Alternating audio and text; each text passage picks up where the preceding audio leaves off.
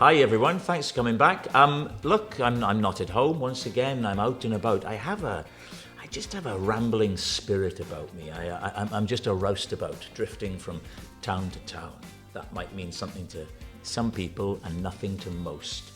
I'm thrilled about who I'm about to speak to. He is one of my favourite, as Bruce Forsyth once said about me, one of my favourite young comedians. This guy must be, 14, 15 years old? Let's find out. The, unlike anybody else, James Acaster.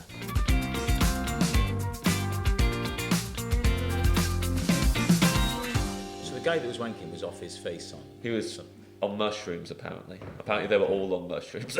But I think he was on a mixture of stuff. But by the end, I think everyone felt a bit sorry for us because that had happened. It had come to that at the end of it. That he'd done. Are we good? Yeah. Okay. We're literally recording, James. We're recording now, yeah. That's it. And I've hosted a million shows. You'd expect a degree of professionalism, wouldn't you? A degree of ease. And I've yet, seen you look host at me. shows. You've You're seen very me host professional. shows. You've seen me. I'm nothing if not professional. Professional, and I'd say, maybe you don't get enough credit for this, but very welcoming to people who are doing it for the first time. I remember. Thank you. Very Thank you. warm memories of first time doing What I Lied to You, and you coming over. You have a little bowl of sweets, don't you, under the table? Industry secret. Well, there's a little bowl of sweets there, and you give them to the audience sometimes to keep them pepped up. Mm-hmm. I remember you coming over that first episode and giving me some sweets and going, "You're doing really well." In between, when they're resetting things, I would start throwing some to the audience, and that was fun. This pre-COVID, you could touch things. I could lick them first and throw them. And then I'd started a thing where I would throw them quite far to the people in the bleachers, over the tops of the monitors. Uh-huh. And one day I did it. I threw one. There was a little old lady who wasn't really watching me. She was that interested in the show. And it hit her square between the eyes. And I swear to God, she went down. Really? From a jelly baby? Yes. Anyway, she was fine, and she died about 3 days later. I mean... Yeah. Can't be related, Not can it? related. No. Can't be related. No. Anyway, what did we get? What took us onto that? Oh, you're being very nice. Thank you. I think you're telling the truth, though. Yeah. No. Well, listen. Yes, I was nice to you when you came on, of course. But I'm a huge fan. You see. Thank you. I'm a huge fan, and I've mentioned this to you before, but people often ask a weary old soul like me, which of the young comedians do you like? Because they want to know if I'm in touch. Am I on top of things? Of course, I'm not. And it's you. I always say you. Oh, thank you. And then I said it to somebody. I said, James Acaster. I said, I love his. He's amazing. They said he's 38. Yes, I heard this. I'm 37, and I turned 37 3 days ago. So okay. Know, but the point remains, though, that. that you're not. I had you as kind of mid to late 20s. That's lovely.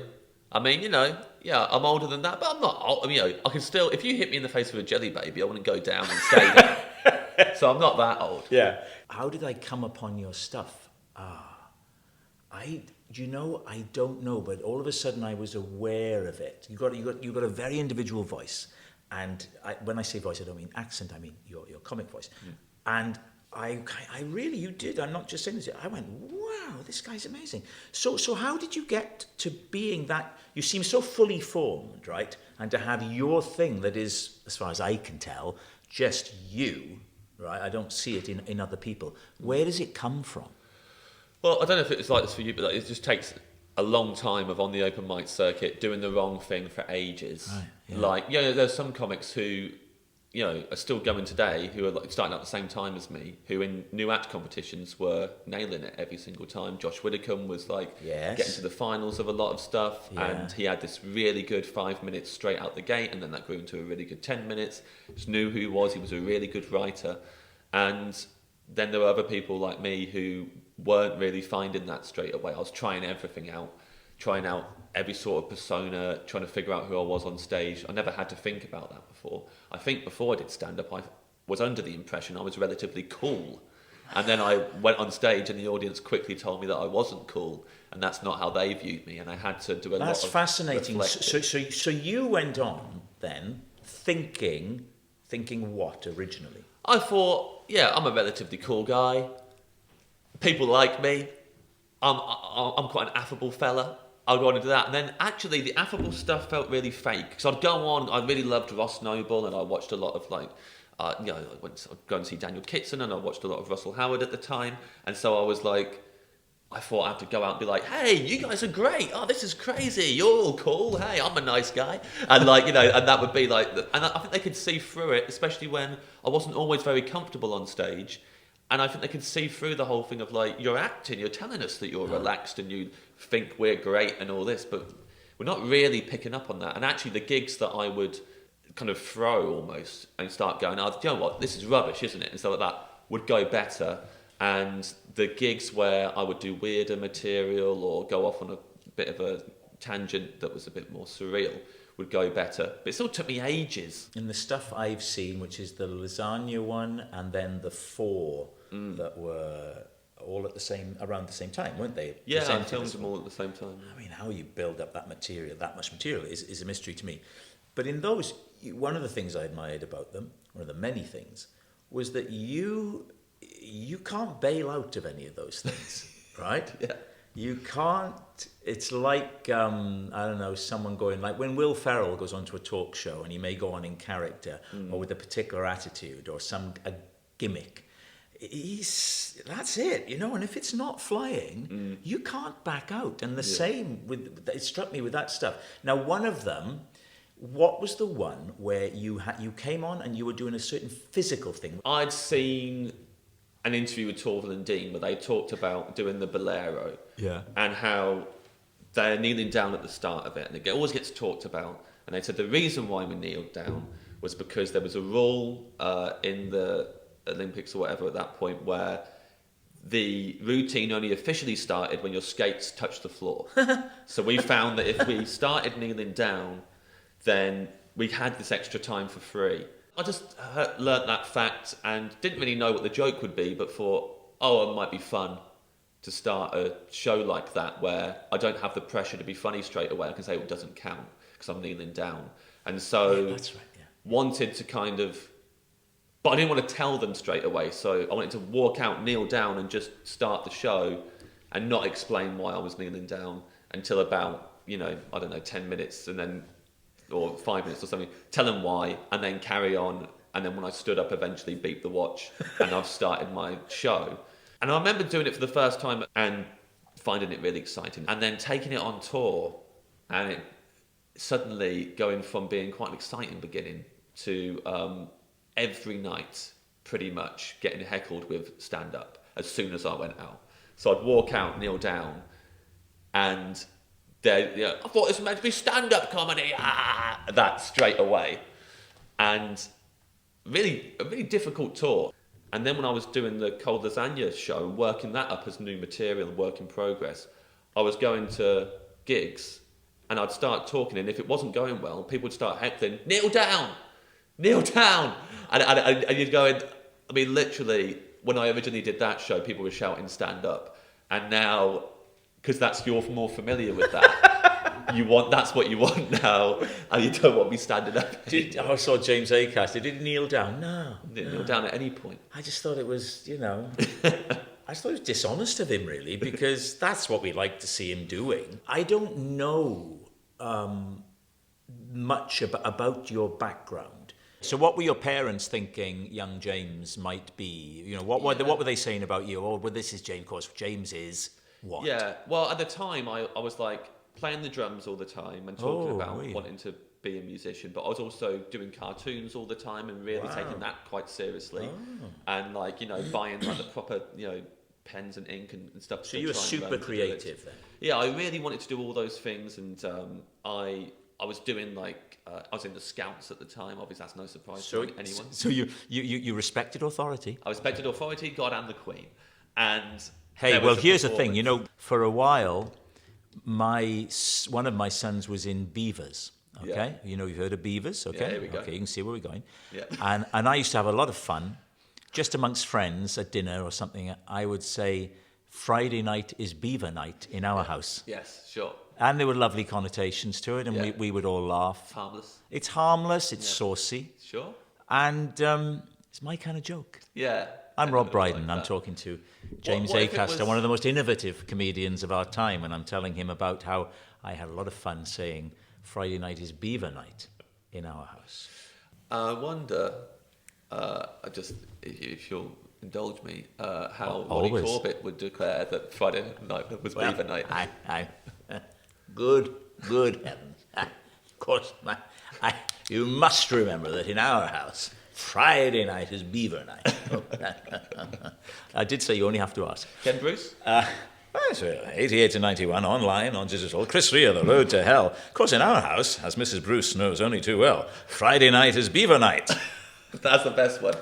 What does he That's do? the best one for that line. Well, because he has a show called Friday Night is Music Night. Yeah. Live from the Maida Vale. Join us. This James Blunt will be joining us, Michael Ball and Katie Mellower, because Friday night is Beaver Night. Yeah. So you're at school and you've seen Lee Evans. You're very creative. Happy home? So I was raised a little Christian boy. Not religious anymore, but I was raised a little Christian boy, and I liked it as well. I didn't see anything. I quite liked going to church. Yeah. It was a very hippie-ish kind of church. There was even comedy sketches in the church that they would do, and I got myself involved in one once and was able to do. And that was my first time ever on stage getting laughs. Was in the church. How did that feel? Doing that felt great. Yeah. Me and my dad. Wow. There are not many people who would Not say many their people. first time on stage Yeah. was with their dad. Yeah, and it was a sketch where, and this I think, I'll say, my dad I think came up with this sketch, and this probably says a lot about my dad. He cast himself as God, and I was a lowly human being, and he was asked, and it was all about how you got to give everything. You got to give up your life, you give up everything to God. You Yes. can't just go halvesies. All right. And he would say can I have that part of it? Yeah, can I have whatever your home life? Yeah, there you go. Can I have this? And then he'd say can I have your maybe your social life? And I'd be like, no. And I had to do it like that. I had to go, no. And every time I did that, got a laugh. Well, because that, if Little I may boy. say, is very James Acaster. Yeah, already found my voice. Yes. And I didn't know it. And I had to go away from and then it you come lost back. it for a bit, didn't you? Yeah. You'd stuck with what you were doing then, because that is you. That's straight away. Yeah. Never even thought about that until you said it. There you go. Loved it. I remember afterwards, as a little boy, mingling around the congregation and going up to people and going, I saw you laughing at my sketch. I don't do that anymore, just to point out. I don't go amongst the audience going, I saw you. You wouldn't have the time. There'd be too many of them. Yeah, sure. Yeah. Yeah, absolutely. But I remember going up to one lady, a lady called Grace, and saying, I saw you laughing at the sketch. And she was like, and she was a very nice Christian lady. And she was like, oh, James, I wasn't laughing at you. I hope you understand. And I was like, and I didn't understand the difference between laughing at and laughing with. So I was like, oh, no, but I thought you were laughing. She was like, no, James, I don't want you to. And this went on for a long time. and probably why I still haven't, I didn't actually do comedy for quite a while. Where do you stand? Here's a social awkward thing. Yeah. I don't know how long we've done. I want to look at my watch, but I'm really afraid of offending you, because I've been with people when they look at the watch, and Depends how much you're enjoying the chat. Listen, I'm loving the chat. You know. But my wife is arriving at 1:00. We're having lunch here with friends. I'm not getting invited to that for my birthday. Can't help but notice. I'd love if you wanted. You're welcome to join us, but I will. you will, seriously. Yeah, I haven't eaten today. Well, this is good. I think it's probably. I'm getting it. We've talked a lot. Yeah. I've not thought about the time. Not even got into the start of my career. I'm smelling a rebooking. Would you come back? Of course, this is like part one of. At the rate we're going, 10. I could, James, honestly, you know how I feel about you. I could talk to you forever. Yes. You can have a meal with me with your wife. I could talk to you forever. Yes. I think meals with wives are special things, aren't they? But birthday. My birthday recently, and I haven't eaten today. Yeah. I'm in the venue anyway. Yeah. It's not like I'm going out of my way. I can't say we've got to get to the restaurant because it is literally over She's there. coming here. Said I would be welcome earlier. Yeah, I did. That's true. Well, listen, I think I have no choice but to say to you, would you like to join us for lunch? I'd love to. Thank you. Oh, that's great. It's been a pleasure talking to you. The pleasure is slightly towards the end, it's become less intense, but nonetheless, We're still. teeing up for, Well, we're going to hold something back for lunch. yeah. Yeah. So it's going to go like that. I understand. No, all right, listen now. Hey, all jokes aside, what a delight. I'm a massive fan. I hope it's come across, and delightful company. Thank you so much for having me. It's a privilege. No, it's not. It's mine. Thank you. No, it's mine. All Thank right, you. shut. Now we're stopping now. There. What a hell of a guest. You're a good man.